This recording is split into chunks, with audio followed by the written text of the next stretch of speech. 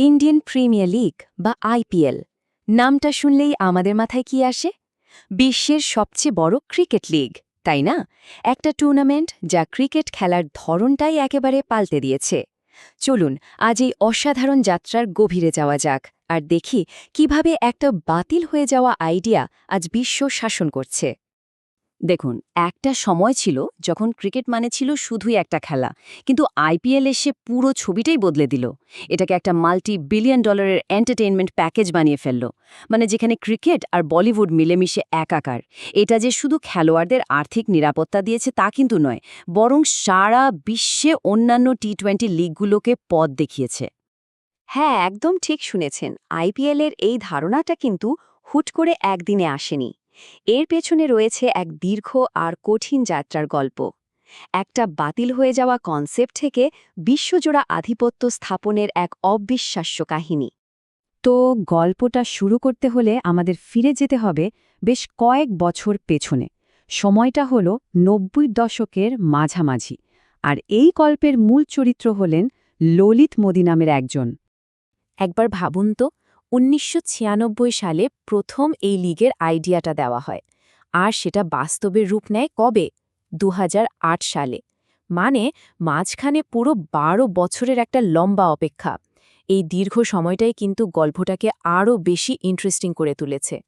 তো ১৯৯৬-এ ললিত মোদির মাথায় ঠিক কী এসেছিল?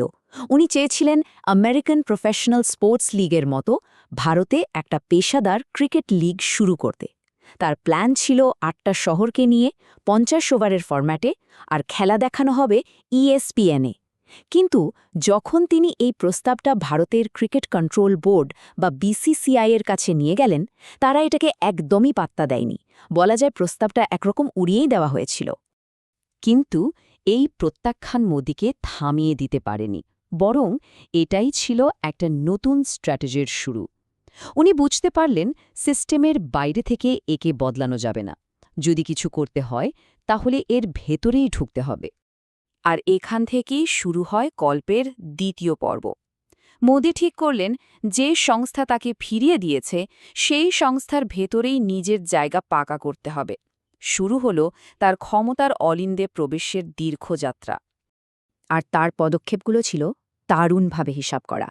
দেখুন, ১৯৯৯ সালে তিনি হিমাচল প্রদেশ ক্রিকেট অ্যাসোসিয়েশনে যোগ দিলেন। সেখান থেকে হলেন পাঞ্জাব ক্রিকেট অ্যাসোসিয়েশনের ভাইস প্রেসিডেন্ট।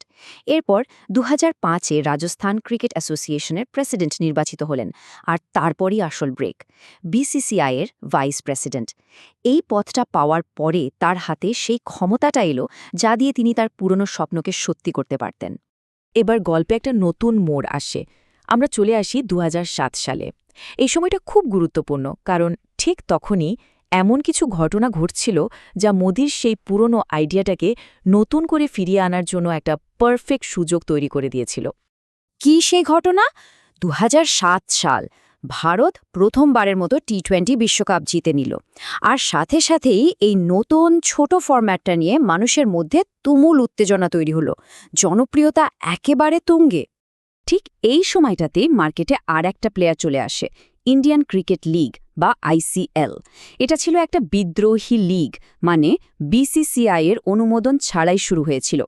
যদিও এটা খুব বেশি দিন টেকেনি, কিন্তু এর উত্থান বিসিসিআই-কে একটা বড় ধাক্কা দিয়েছিল। তারা বুঝতে পারছিল নিজেদের একটা অফিসিয়াল লিগ চালু করার জন্য এটাই সঠিক সময়, না হলে দেরি হয়ে যাবে। তো দেখুন পরিস্থিতিটা কেমন দাঁড়িয়েছিল। একদিকে টি-20 নিয়ে মানুষের মধ্যে ব্যাপক উন্মাদনা, অন্যদিকে আইসিএলের চ্যালেঞ্জ। ললিত মোদি, যিনি তখন বিসিসিআই-এর একজন ক্ষমতাশালী ভাইস প্রেসিডেন্ট, তিনি এই সুযোগটাকেই কাজে লাগালেন। তার সেই পুরনো ৫০ ওভারের লিগের আইডিয়াটাকে নতুন বিস্ফোরক টি-20 ফরম্যাটের প্যাকেজে পেশ করলেন। আর এবার সময়টা ছিল একদম পারফেক্ট। আর ব্যাস, এখান থেকেই জন্ম হলো আজকের আইপিএলের। শুরু হলো এক মহিরোহের উত্থানের গল্প।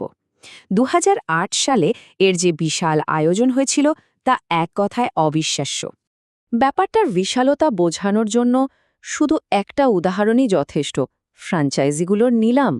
ভিত্তিমূল্য ধরা হয়েছিল $৪০০ মিলিয়ন। আর জানেন ফাইনাল দর কত উঠেছিল? $৭২৩ মিলিয়ন, মানে প্রায় দ্বিগুণ। প্রথম দিন থেকেই এটা পরিষ্কার হয়ে গিয়েছিল যে এটা একটা বিশাল বড় গেম চেঞ্জার হতে চলেছে। আরেকটা দারুণ চাল ছিল আইকন প্লেয়ারের ধারণা। প্রত্যেকটা শহরের দলকে একজন করে তারকা খেলোয়াড় দেওয়া হলো।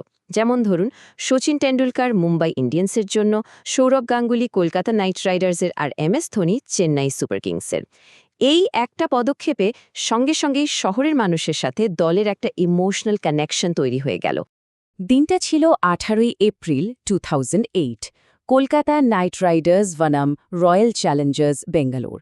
প্রথম ম্যাচেই ব্রেন্ডন ম্যাককালামের সেই বিধ্বংসী ইনিংস। ওই একটা ম্যাচই যেন পুরো বিশ্বের কাছে আইপিএলের পরিচয়পত্র হয়ে দাঁড়াল। এটা শুধু ক্রিকেট নয়, এটা হলো ক্রিকেট আর এন্টারটেনমেন্টের এক দারুণ মিশ্রণ। আর সেদিন থেকেই ক্রিকেটের দুনিয়াটা চিরদিনের জন্য বদলে গেল। তাহলে দেখুন, আইপিএলের এই পুরো জার্নিটা আসলে কিসের গল্প? এটা শুধু একটা ক্রিকেট লিগের গল্প নয়, এটা হলো একটা অসাধারণ দূরদৃষ্টি, এক দশকেরও বেশি সময় ধরে লেগে থাকা, সঠিক সময়ের জন্য অপেক্ষা করা আর সুযোগ আসার সাথে সাথে সেটাকে কাজে লাগানোর গল্প। এই গল্পটা আমাদের ভাবতে শেখায় যে খেলাধুলার জগতে পরবর্তী যুগান্তকারী পরিবর্তনটা কী হতে পারে।